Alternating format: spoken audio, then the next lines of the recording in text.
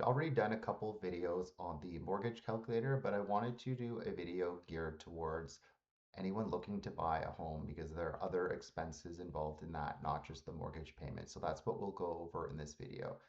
Just quickly, if you're looking for just some more specific information, such as the land transfer tax or what the total closing costs, including land transfer tax is, there's a calculator for that. So you can go directly to these calculators at the bottom. But yes, if you're looking for something more all-encompassing that covers everything when it comes to buying a property, then that would be the purchase calculator for you. So it's the fourth option from the top here. So let's just click into the purchase calculator. I've already created a scenario, but you can create a new scenario if you want by clicking there. So let's just go into it. So I've entered a home price of 700,000, but you can enter whatever you want and edit it to whatever you want. I put a down payment of 20%, but you can actually hit this button to calculate the minimum down payment. You'll notice that there's no insurance, mortgage default insurance, but if we click this, the mortgage default insurance will appear. So yes, you can edit it as you see fit, depending on how much you'd like to put down on the property. Let's just edit this. And yeah, you can either do a dollar amount down or you can do a percentage down. So the calculator is nice and flexible.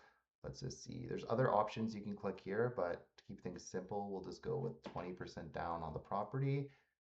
Then it comes up with the mortgage amount based on that there.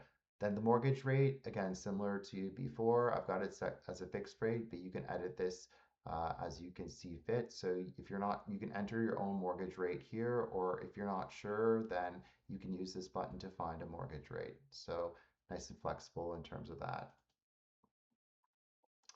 Okay, perfect. All right, let's go. Okay, perfect. So the amortization is set by default at 25 years, but you can edit it to, again, whatever you want. You could see the payment difference in between 25 or 30 years here. So you could just go like this, 30 years. There you go, and edit it, and it will update the payment at the top of the screen accordingly. So let's just change that back, and the payment goes up because you're going with the shorter mortgage length. That about covers everything. Okay, so here we go. And yeah, the important thing to note is that the total monthly cost includes the extra expenses that we'll go over down here.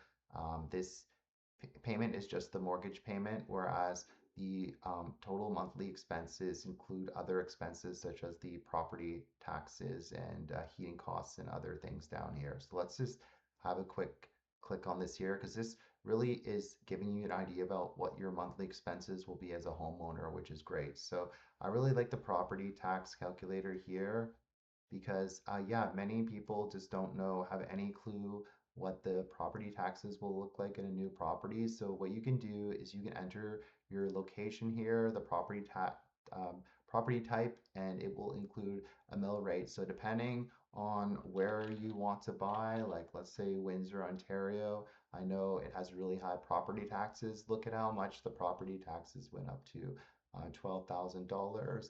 But then let's switch it back to Markham, Ontario, and look at how much the property taxes went down. It estimates heating costs based on that. So this is great. Just enter where you are considering buying, and it will give you an idea about what the property taxes will look like. And make sure you hit the copy to tool button so that is transferred over.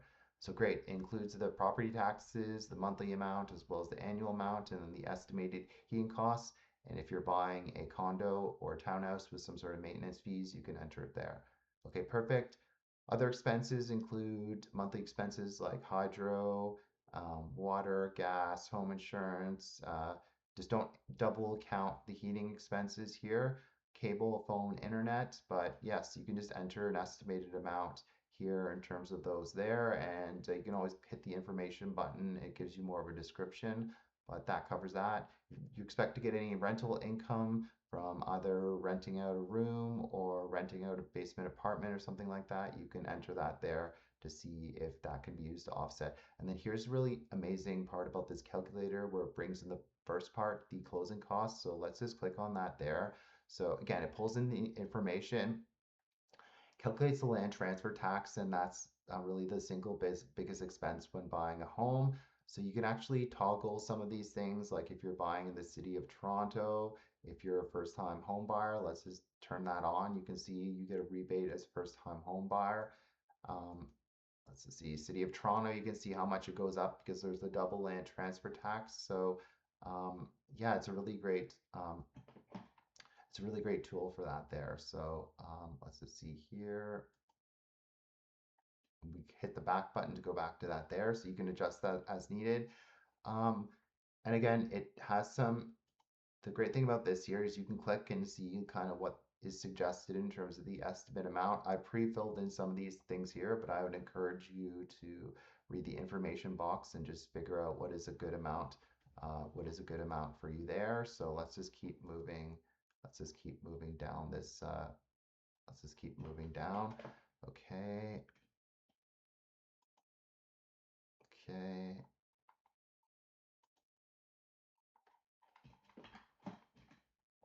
Yeah, that about covers everything for the closing costs. So it says that with the total closing costs will be about $15,000, and then it includes that here. But of course, that's not part of your monthly expenses or anything like that because you're responsible for coming up with the closing costs yourself for the property out of pocket. But if that's not affordable for you, there are cashback mortgages that you can do. It has kind of ranges from 1.5% to 4% there, depending on if you're a first-time home buyer or not.